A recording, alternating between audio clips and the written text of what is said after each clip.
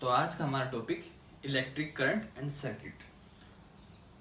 हम सिंपल है, जो हमारे घर में लाइट आती है तो उसमें स्विच जो होते हैं उनका क्या यूज़ होता है वो इसमें हम थोड़ा सा बेसिक सीखते हैं। इसमें बेसिक क्या होता है एक्चुअली।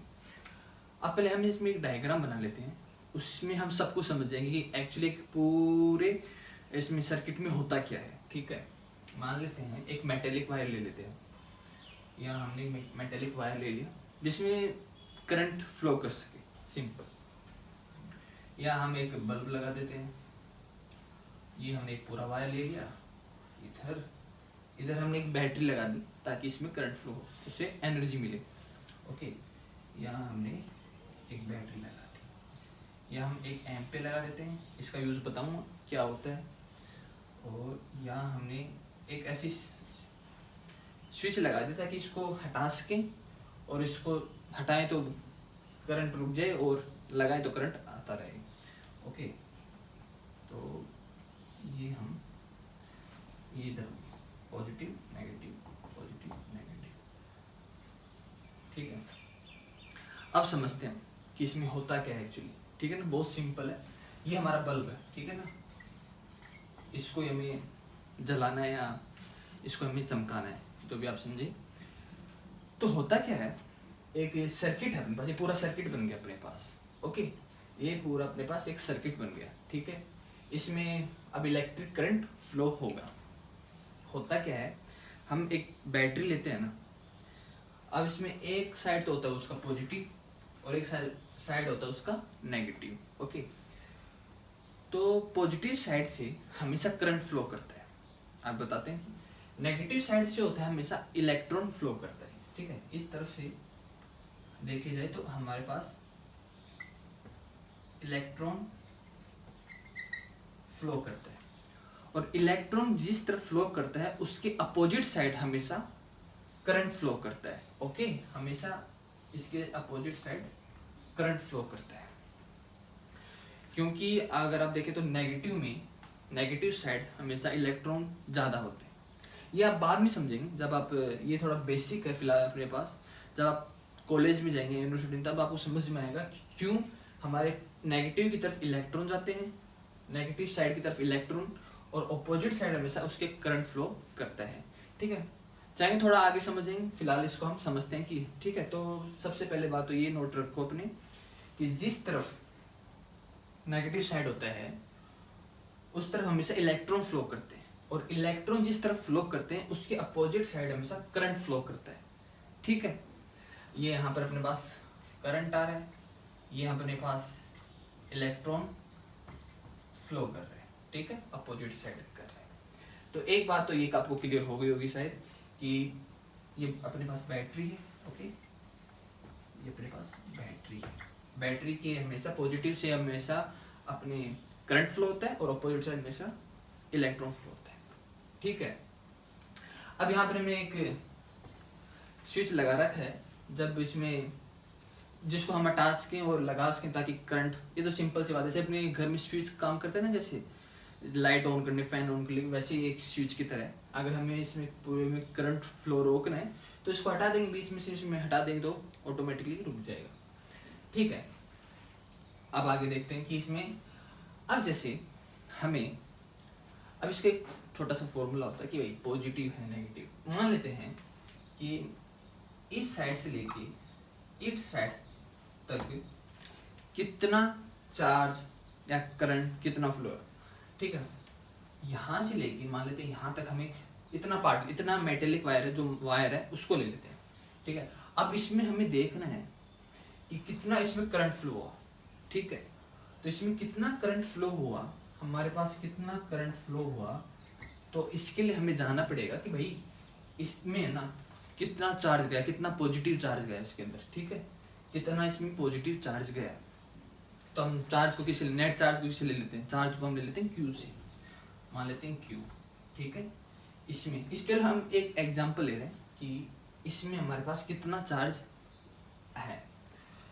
तो इतना हम वायर ले रहे हैं थोड़ा। ठीक है, इतना हम वायर ले रहे हैं और उस वायर में देखते हैं कि कितना करंट फ्लो हो रहा है।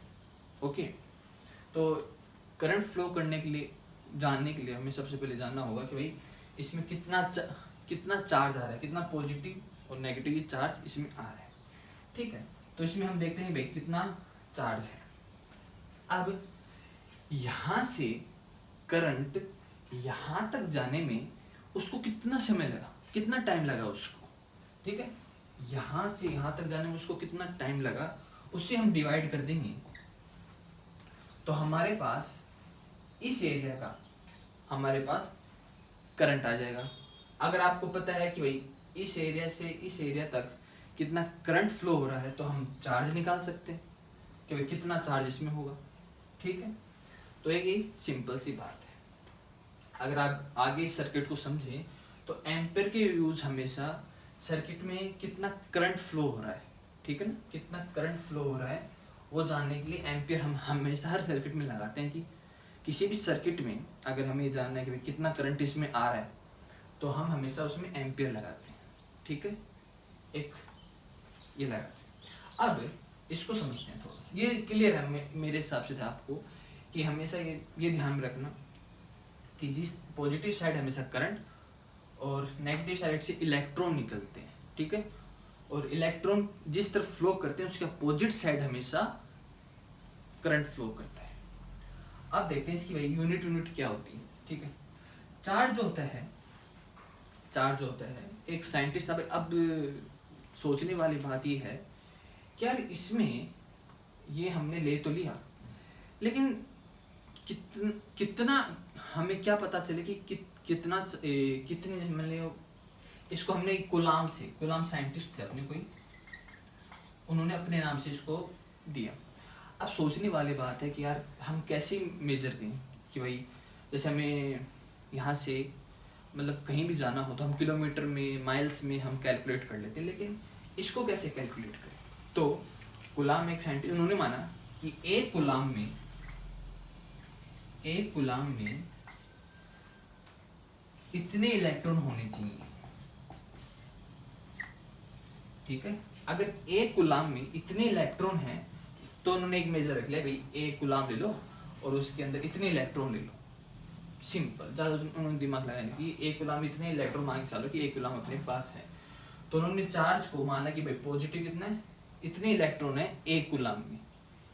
ठीक है, जैसे एक दर्जन हम अगर केले लें तो उसमें कितने 12, तो उसी प्रकार से उन्होंने इलेक्ट्रॉन ले लिया कि भाई एक गुलाम में इतने हमारे पास इलेक्ट्रॉन होने चाहिए।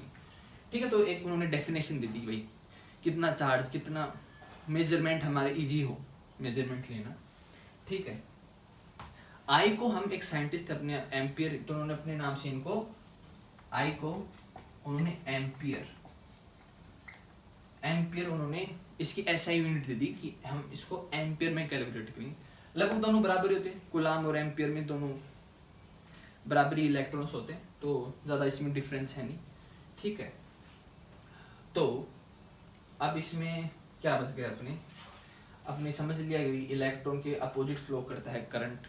सिंपल, बहुत सिंपल सा, हमेशा पॉजिटिव टर्मिनल से करंट निकलता है और नेगेटिव से इलेक्ट्रॉन निकलते हैं, ये आप आगे समझोगे।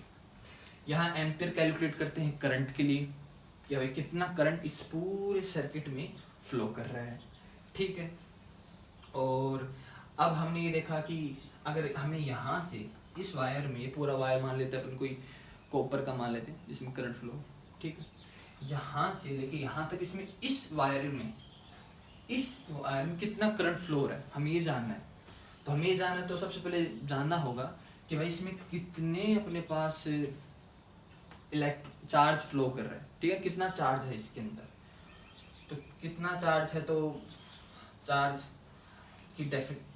चार्ज और कितने टाइम में यहाँ से यहाँ तक गया तो हमें पता चल जाएगा भाई आई अपने पास कितना है, और एक गुलाम में इतना होता है।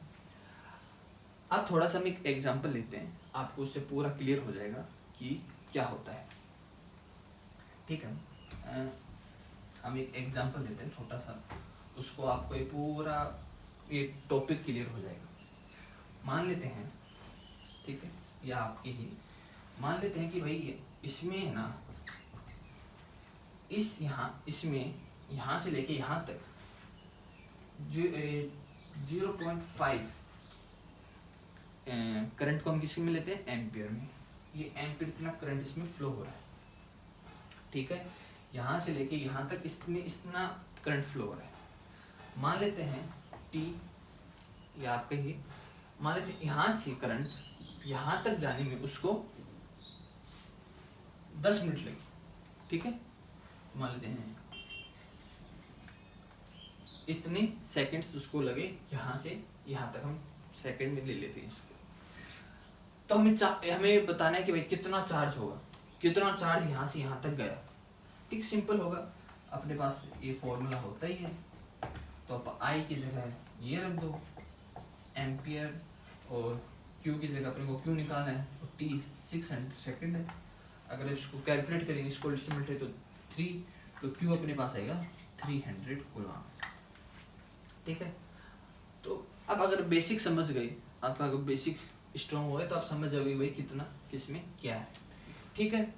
तो आई थिंक आप इसमें, और अगर हमें इसकी थोड़ी और यूनिट लेनी हो, अगर मिली एम्पियर में लेना हो, तो हमारे पास आई मिली एम्पियर, तो मिली में क्या होता है 10⁻³ ये मिली की वैल्यू होती है, ये एम्पियर। और माइक्रो हो तो माइक्रो एम्पियर अगर हमें लेना हो तो कितना होता है माइक्रो, 10⁻⁶ एम्पियर, ठीक है।